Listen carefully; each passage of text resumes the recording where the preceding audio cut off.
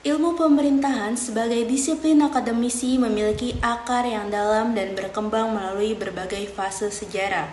Secara kronologis, ilmu pemerintahan modern muncul di Prusia dan Australia pada abad ke-17 sampai abad ke-18 yang dikenal dengan istilah Kameralwissenschaften yang dilandasi dengan pemikiran bahwa ada sekelompok ilmu yang dipandang langsung berkaitan dengan pelaksanaan fungsi para pejabat pemerintahan yang kemudian dijadikan sebagai fokus studi yang dipelajari dalam perguruan tinggi sebagai mata kuliah kameralistik.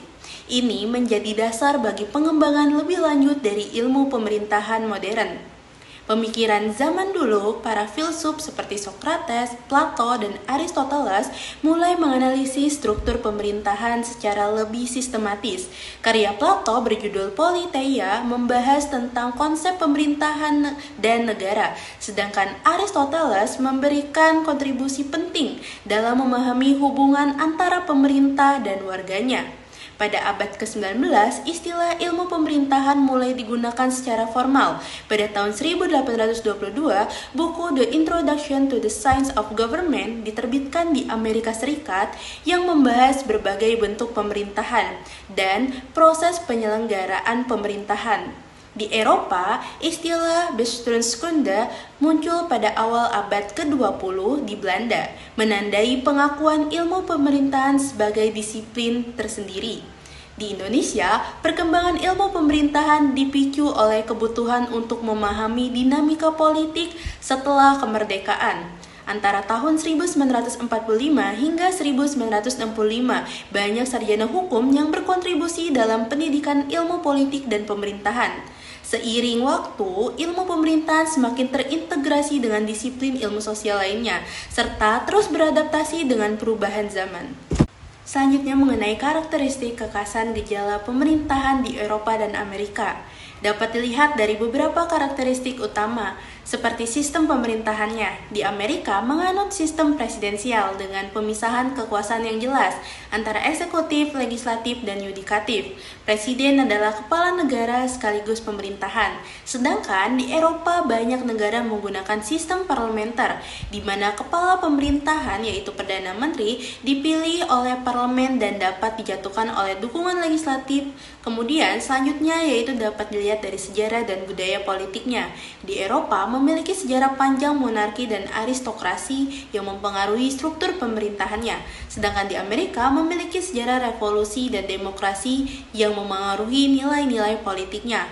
Selanjutnya yaitu dapat dilihat dari dominasi partai. Di Amerika, sistem politik didominasi oleh dua partai besar yaitu Partai Demokrat dan Republik. Sedangkan di Eropa memiliki sistem multipartai yang lebih beragam. Ini mencerminkan kepentingan pluralis dalam masyarakat. Perkembangan ilmu pemerintahan melalui pendekatan paradigmatik.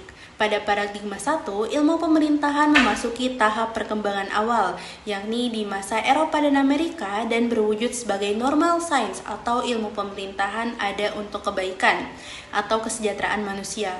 Di tahapan ini, ilmu pemerintahan masuk ke Indonesia pada tahun 1950-an dan digunakan sebagai basis ilmu para pejabat pemerintahan, di mana kemudian muncul konsep relasi kekuasaan antara yang memerintah dengan yang diperintah. Periode ini terus berlanjut hingga akhirnya Indonesia mengalami krisis pemerintahan hingga masa reformasi.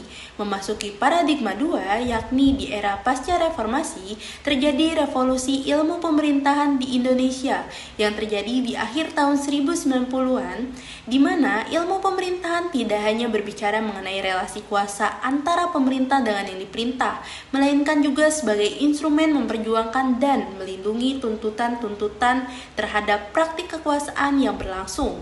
Selanjutnya, perkembangan ilmu pemerintahan melalui pendekatan ontologi. Dari sisi ontologi, ilmu pemerintahan nampak sebagai body of knowledge yang mengalami perkembangan dari waktu ke waktu yang pula berbeda dari fokus satu dengan fokus lainnya.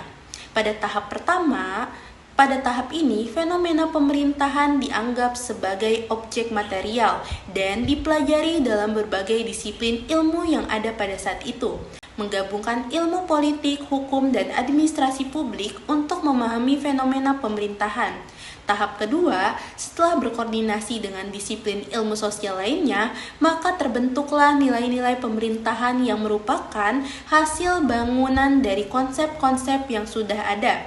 Ilmu pemerintahan mulai diartikan sebagai ilmu terapan yang bertujuan untuk membahagiakan kehidupan bersama tanpa merugikan orang lain.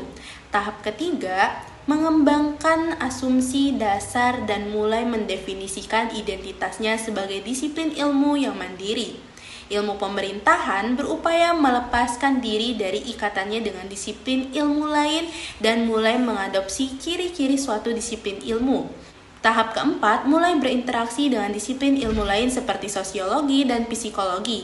Terjadi proses pertukaran konsep dan metode yang menandai tahap transisi menuju hibridisasi antara ilmu pemerintahan dan disiplin ilmu lainnya. Tahap kelima, mulai dispesialisasikan sesuai dengan ciri-cirinya. Pada tahap ini muncul subdisiplin baru yang membahas isu-isu spesifik dalam konteks pemerintahan seperti sosiologi pemerintahan. Tahap keenam, ilmu pemerintahan menunjukkan kemandiriannya dengan mengembangkan metodologi yang dapat mempelajari fenomena di berbagai bidang lainnya, termasuk juga penggunaan konsep dan teori dari ilmu-ilmu lain. Tahap ketujuh, pada tahap akhir ini, ilmu pemerintahan dapat menentukan jati dirinya dan berupaya melakukan hibridisasi dengan disiplin ilmu lain.